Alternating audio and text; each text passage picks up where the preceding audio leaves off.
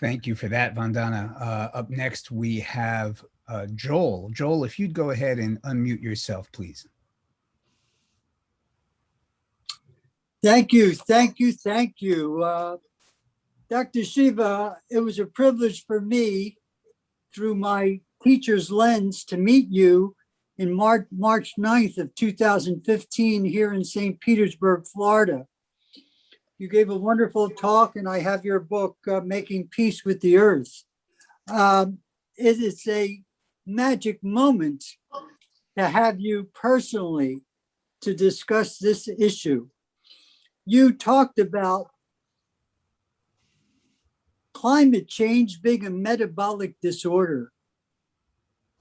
And it is through my lens of teaching for 32 years that we need trees for the planet to breathe, for our Mother Earth to breathe, new growth forests.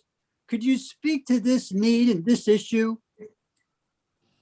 Yeah, so I mentioned, the law of return, and Albert Howard, who was sent to India by the British in 1905 as the imperial botanist. They didn't have a discipline called agriculture then, but there was an empire, and botany was being used to expand the empire.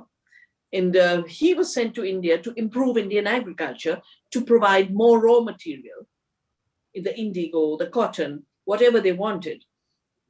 And he arrived, in the place where the indigo capital was of the world. And Gandhi's first civil disobedience back in India, his first civil disobedience was in South Africa against the racist laws. But back in India, the first civil disobedience was against the growing of indigo. But that is where in 1905, 10 years before Gandhi, Howard had been sent to create an agriculture university. And he says, I saw the soils were fertile. I found no pests in the fields. I decided to make the insect and the peasant my professors and study good farming. And he wrote a book called The Agricultural Testament, which is available in the United States from Rodale Press, an agricultural testament. So it's really what he learned from Indian peasants. But what were Indian peasants doing? Practicing what we have learned from our deep knowing of how nature works, what good health is.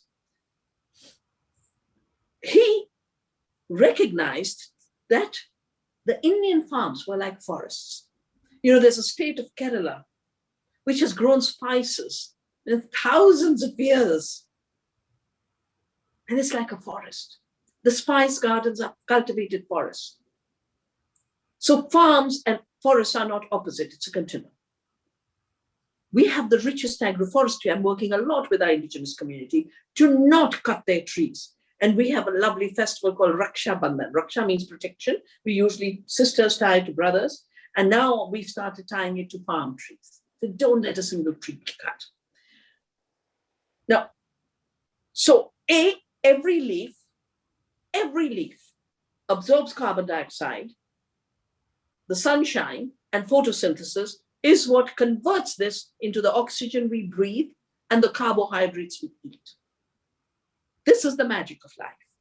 So it's not just the forest, but even on farms, the density of the green leaf, which is the biodiversity density, which I talked about in terms of intensifying biodiversity and therefore increasing nutrition and health per acre. So, whatever solves the climate problem is also solving the health problem.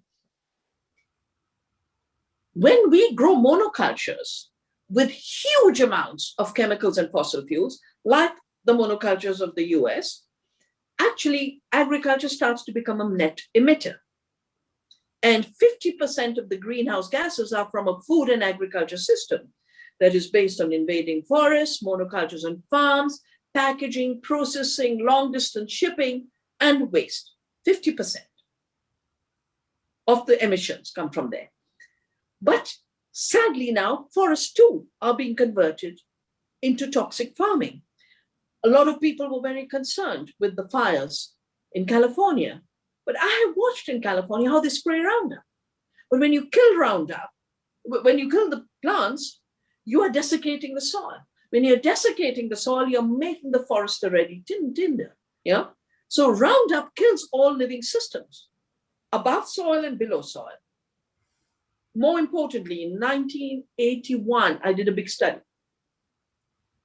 I had learned my ecology from my sisters in the mountains who did the Chipko movement. They came out and hugged the trees and said, we will not let our trees be cut. And they protected the native forests against the monoculture pine plantations. In 1981, I did a study when I was in Bangalore on eucalyptus.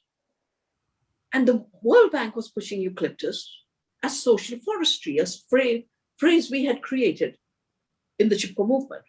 We did the study and we found that it kills the soil, kills the water, kills the food around, because the roots in dry lands go 30 feet and it competes with crops. So what I would say, it's not that farms can't be like forests. It's not that biodiverse rich farms are not solutions to climate change. And it is not that any old plantation is a forest. Plantations are not forests. We've got to allow biodiversity to regenerate in our forests and on our farms.